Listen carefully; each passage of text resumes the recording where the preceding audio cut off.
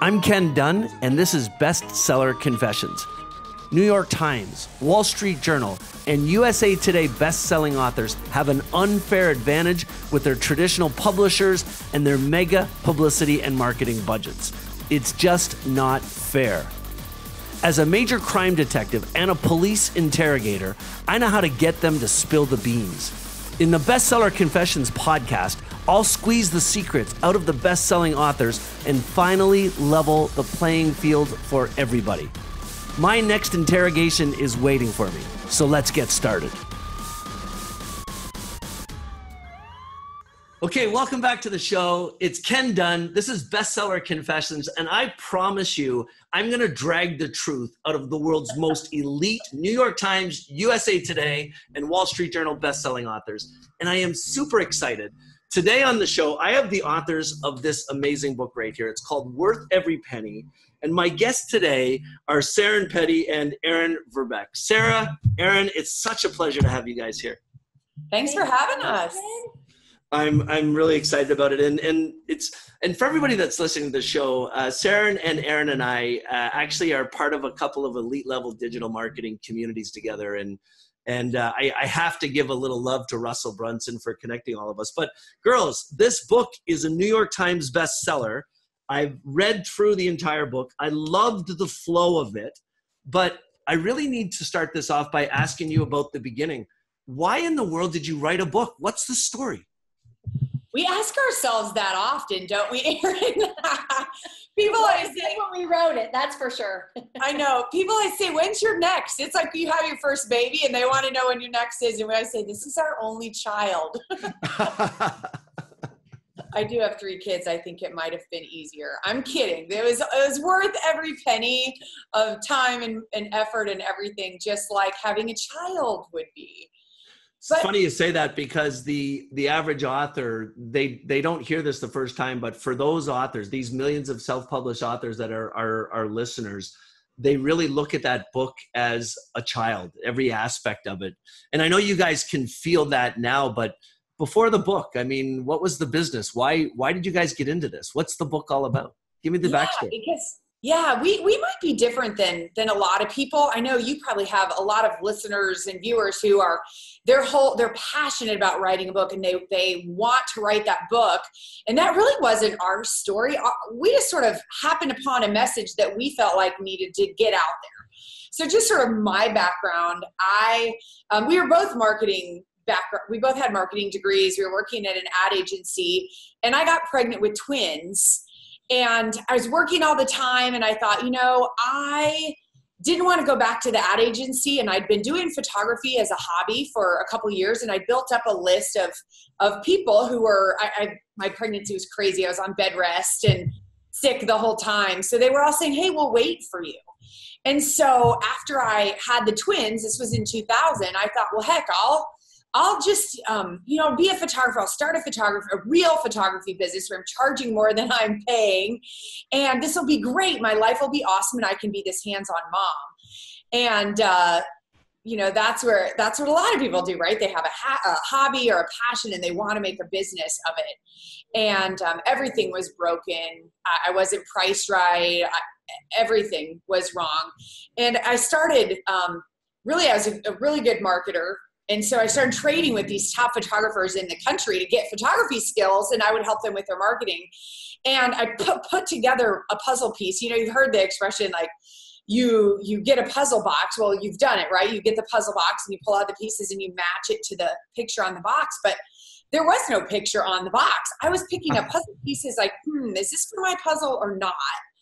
And having been in the marketing world and worked at an ad agency, we were spending our life helping businesses market themselves. So we knew what the puzzle box looked like. But when I was making my own, it was so different.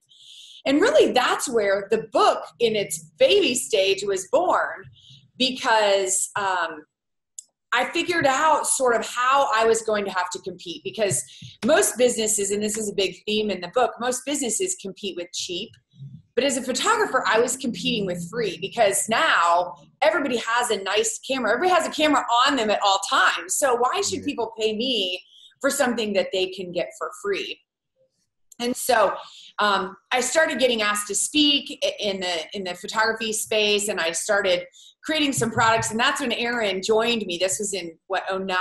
And we started realizing there's a huge need out there. So that's where sort of Joy of Marketing was born in about '05, '06. And we started defining what boutique was in the photography industry, because in every industry, you've got cheap Walmart, right? Right. Low price, not custom. Not that Walmart's bad, but it's just very mass driven. Like they've got one of everything. Like they've got one bicycle. If you need a bike, you can go to Walmart and get it. But there's no expert helping you. It's going to be cheap. It's going to be stripped down. Versus the high touch boutique that has, you go to the bike store, you work with the expert, you get all the knowledge and expertise, and they spend time with you. And that's the boutique model. And Erin, why don't you talk about how we put that, we did a little ebook. This is the crazy part. Yeah. So as Sarah mentioned, I joined her, and she said, she had a continuity program at the time for photographers, but that was it. That was the only product. So the charge was, okay, how are we going to grow this business? How are we going to put more things out there for photographers? And, digital marketing and online was just starting to really take off at that time.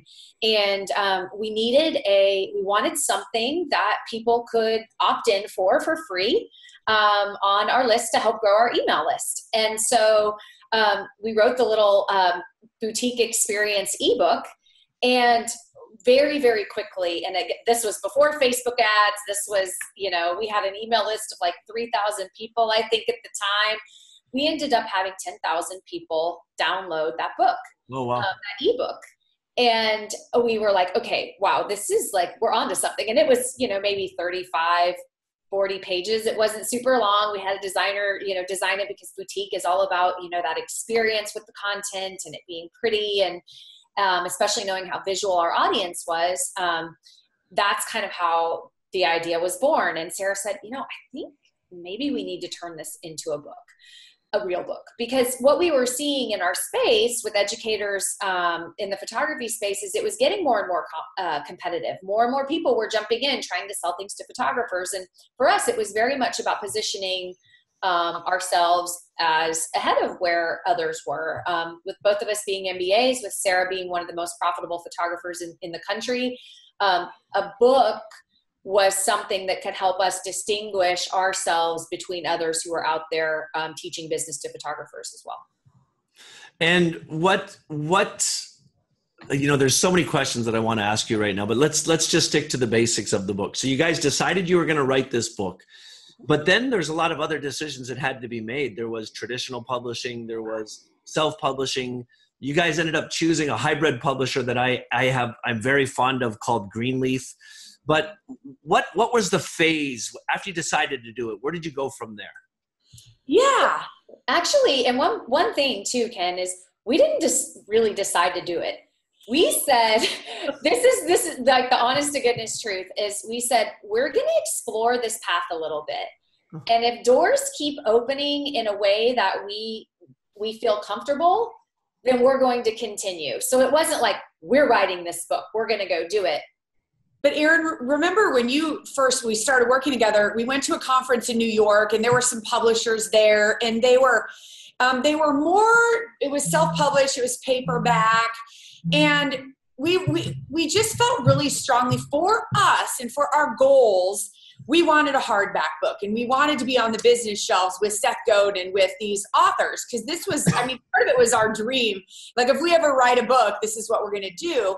And so again, because it wasn't our goal, as we met with these publishers, and good ones and some not good ones and some traditional ones, nothing seemed to be a fit.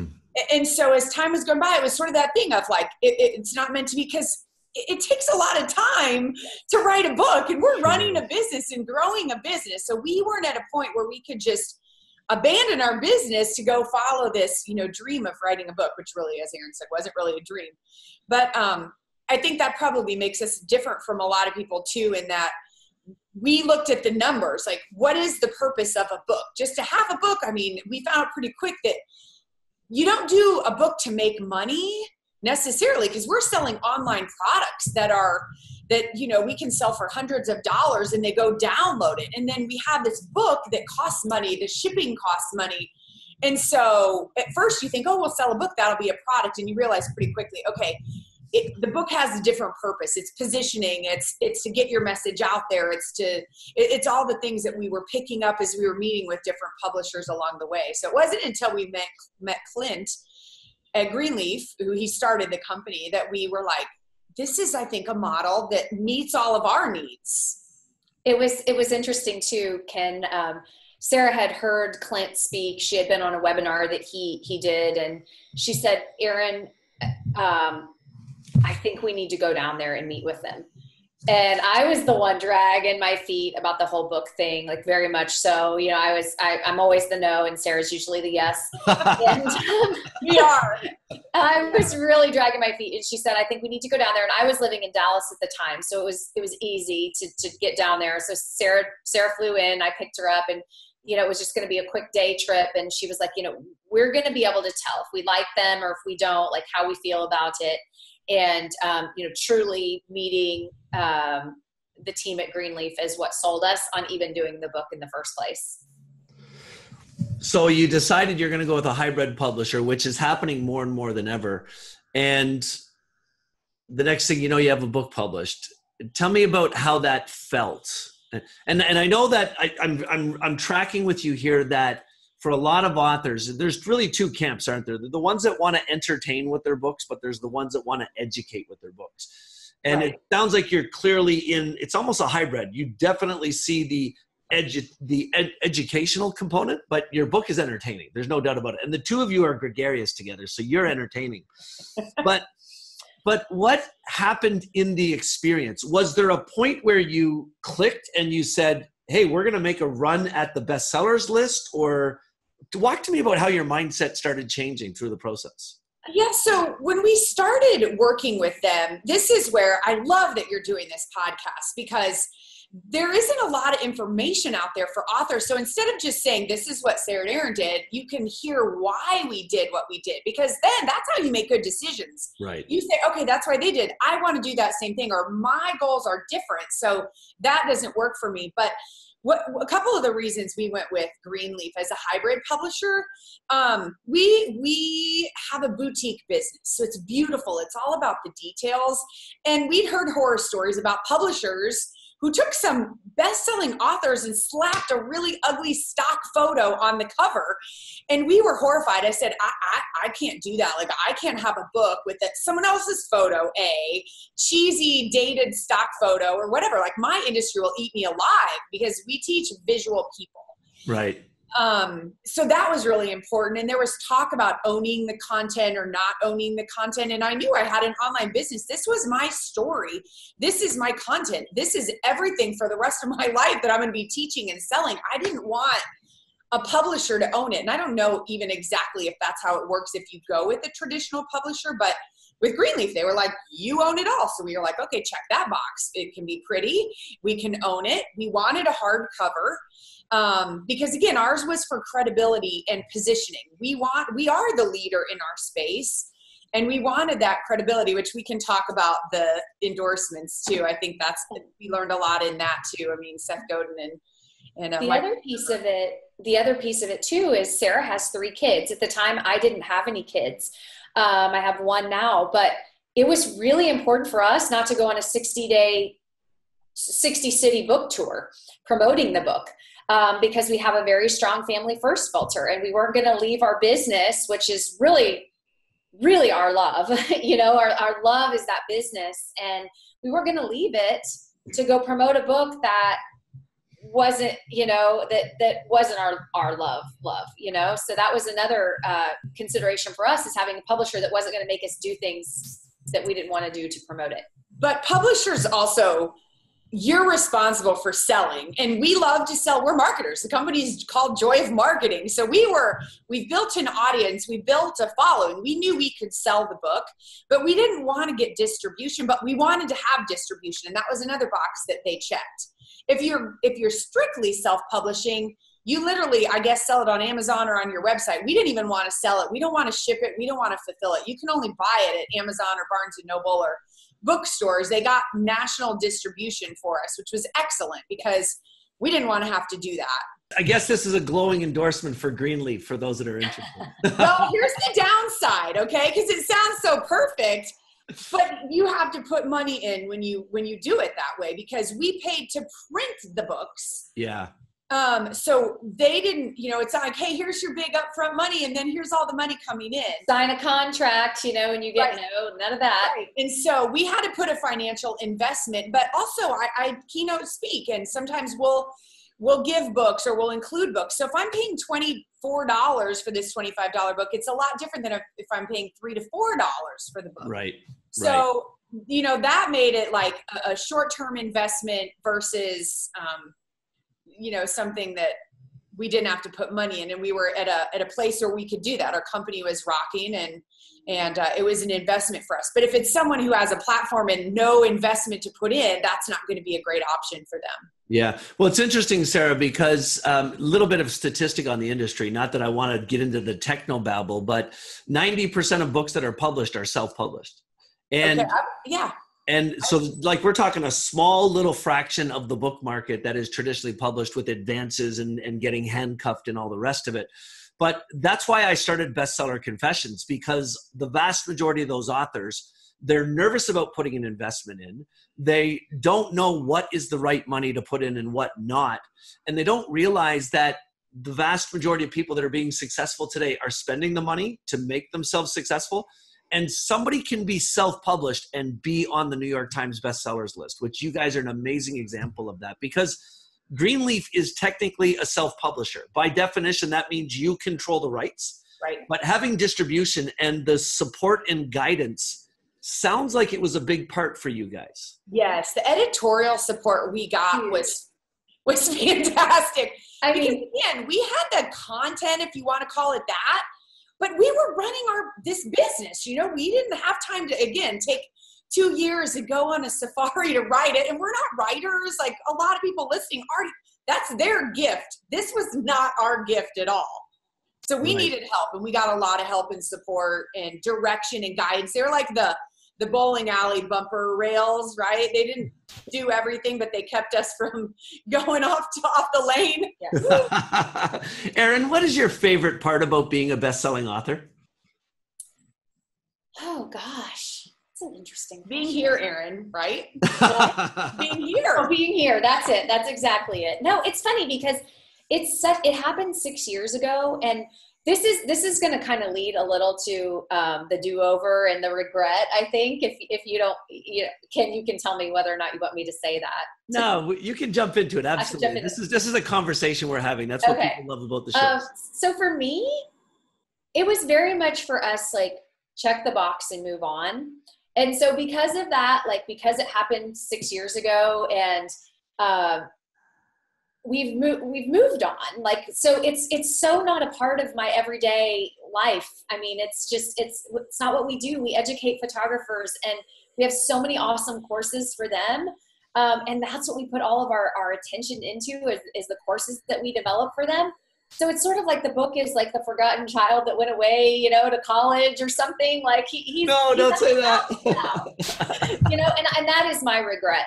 That and we've just picked it up and started doing some more marketing of it again, because it's such a good book, and we felt like we sold so many copies, everybody had it. Okay, move on. Like everybody's heard about it, everybody had it. It's that classic marketers, problem that they're sick of talking about it, so they think everybody's sick of hearing about it, and that's kind of where we were. Like we had to work so hard to sell 17,000 copies that it was like, okay, done. Move on. Like, when can we go sell something else, please? Well, and it's really cool because Erin and I, we're marketers. We get how to sell things and promote things, and we use it in sales copy, but we don't walk around to friends or family or people and say, oh, we have a bestseller book. But boy, when you send this to someone or you give it, I wrote a book. Would you like a copy?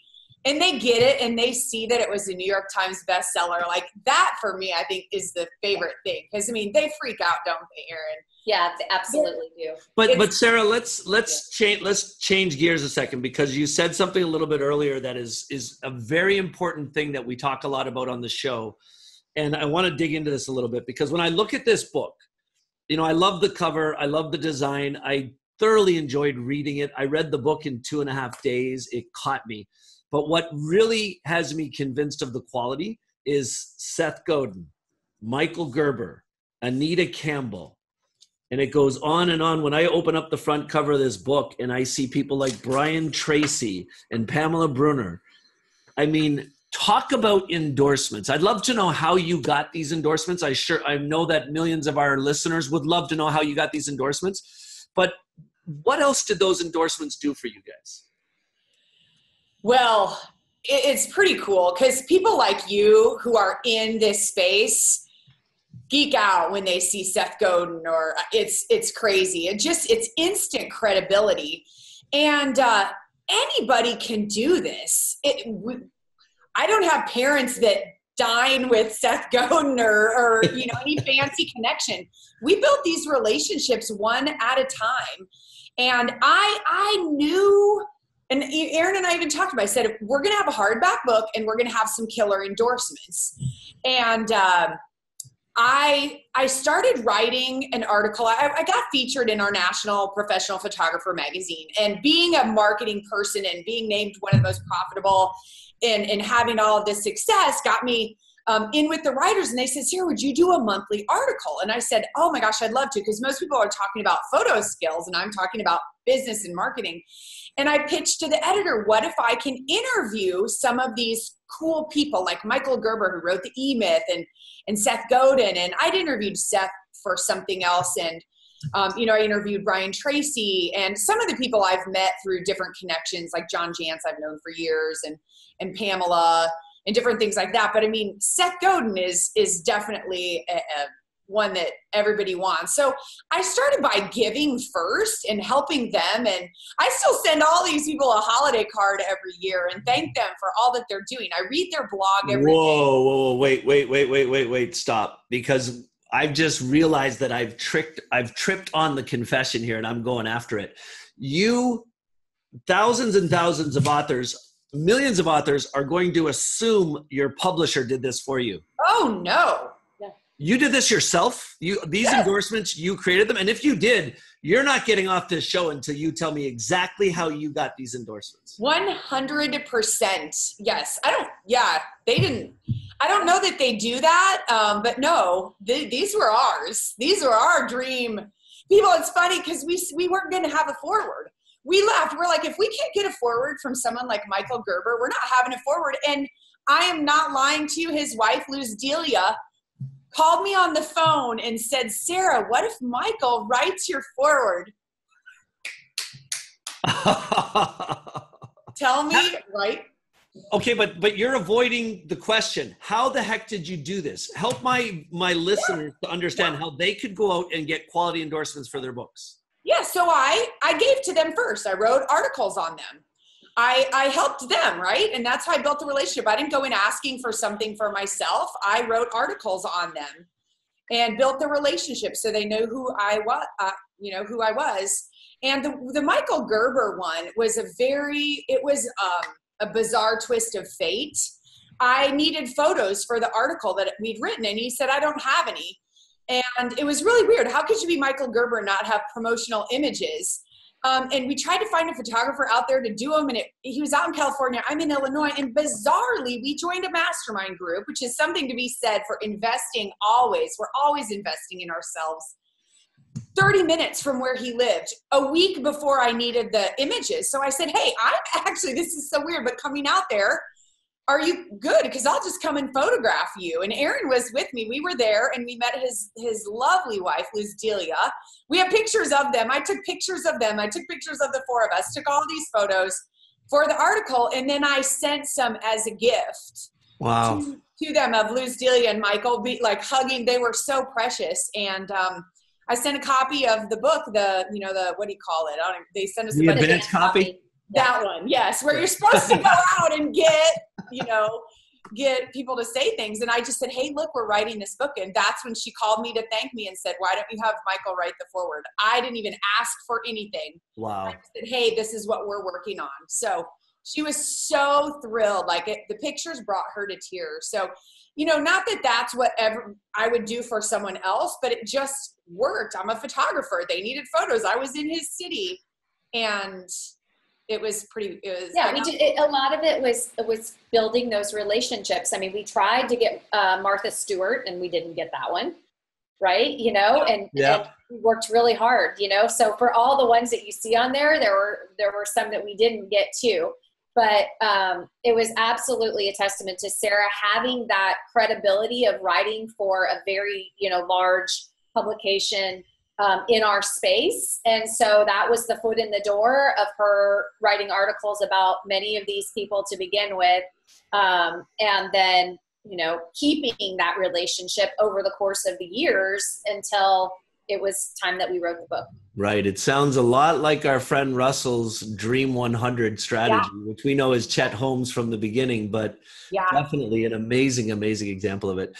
Erin, Sarah, let's quickly talk about, as we're wrapping up here, the New York Times bestseller status. Walk me through the launch of this book and help our listeners to understand how in the heck did this book make it to the biggest list in the world? Yeah. So that was another goal. We said, if we're gonna do this, we literally are gonna do it once, and we want to hit some bestseller list. So we wanted more than Amazon, and this was, you know, now everybody, you can pretty easily get on Amazon. So, and I feel like that's a retailer. So we wanted an independent list to hit, and we asked around, like, how do you do this? How do you sell a ton? And then the publisher even said, like, you have to sell the books. Because up front you think, oh, I'm going to get a big advance, right? And then they're going to sell millions of my book, and I'm going to be rich and famous. And we learned really quick that no, none of that is true. And that's why Clint liked us because they don't work with everyone either. You know, you gotta find the right fit. But he knew we were marketers, and by now our email list was huge. We have sponsors in our industry and partners, vendors, a lab that's like a $70 million lab, video production services. So every single person that we partnered with that supported us and we supported them, we went to them and said, hey, can you buy books? People were buying 1,000 books, 500 books, 100 books. That's how we got a ton of sales. And then the second thing that we did is we bundled the book. So we had an audience of photographers that we thought, you know, they're not really readers. They like visual, you know, like they like pictures. They don't like to read. And so what we did is we bundled the book with something we knew they wanted, which was education. We put on, like I said, we have online courses, and we had a couple of different online course offerings that we bundled with the book to sell a lot of books as well, just knowing that they, you know, if they got that, then they could have the book too as a bonus. Well, it's interesting because the way the New York Times list works is that they call them reporting agencies. So there are hundreds of retailers across America that are confidential reporting agencies. And we know who they are, but we don't know. And in order for a book to hit that list, in the first 4 weeks, that book has to sell more copies than everybody else. And the reporting has to come from at least 4 different retailers, none of which can be Amazon. So what you guys did is amazing. What you're telling me is that you used your network and you built massive relationships and you coordinated the ask around buying the books at the launch. Yes. And so people were getting them sent to them. Some of our vendors, like our lab, they were sending out packages anyway. So they were getting them packages. Yes, they're putting them in with the lab. So, I mean, we had a lot of other things, like those are the main things, but like every little segment that we could push out or sell or bundle or do whatever we could, we did. I mean, that's one of the hardest things we've had to do. And surprisingly, it's almost easier to sell a higher priced digital thing than a $25 book, right? And so we had to get really creative and really aggressive. And I think that's the biggest message to people doing this is you build the community, you build the credibility, the audience, the platform that you have, because build that first. Don't write the book first. Yeah. Okay, let's frame that. This is a good place for us to go right now. And this is part of the confession, because I love where you're going with this.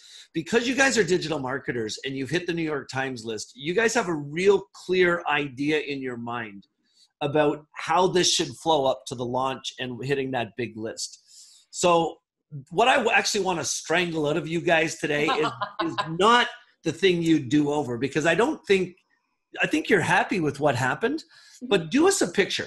Let's say we've got an author who wants to launch a book and they're independent and they want the book to become successful. Tell me what they should do from the minute they've got that book written. I hear about building a brand. I hear about coordinating the launch. Give us your best thoughts on that stuff. I mean, to me, you 100%, like, you have to build your platform. You have to build an audience of followers. For us, that was an email list. And that was from years and years of giving, because it truly was. I mean, Sarah had been teaching and giving and teaching and giving. And you know, like, we were emailing a couple times a week, like, just gives and inviting people to webinars and teaching them and training them and a blog. And it was so much giving, so that when it came time to ask, it didn't feel weird. And you said when they are sitting with the book, what is the plan? No. I think 2 years out at least is when you start figuring out how you're going to sell that book. Because the brand should be built. You, as the sort of attractive character, if that's your platform, a person and their voice needs to be developed. I don't think it's a place necessarily that you start. If you want to be a best-selling author, you don't start your business there, because you don't have the reach and the ability to sell that many books being brand new. So anybody who has that dream, now is the time to start building that platform and getting aggressive. And the market has completely changed since we did this, Erin. I mean, this was I can't believe how long we have like a 6-year-old. Going to first grade. I know. But there were, like Erin said, Facebook ads and Pinterest and Twitter, none of those things. It was literally just email.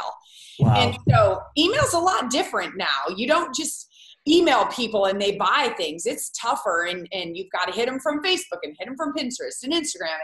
And none of those things were around. It was not that it was easy, but it was different, and it's constantly changing. So as a brand now, you have to have all of those tentacles out there built.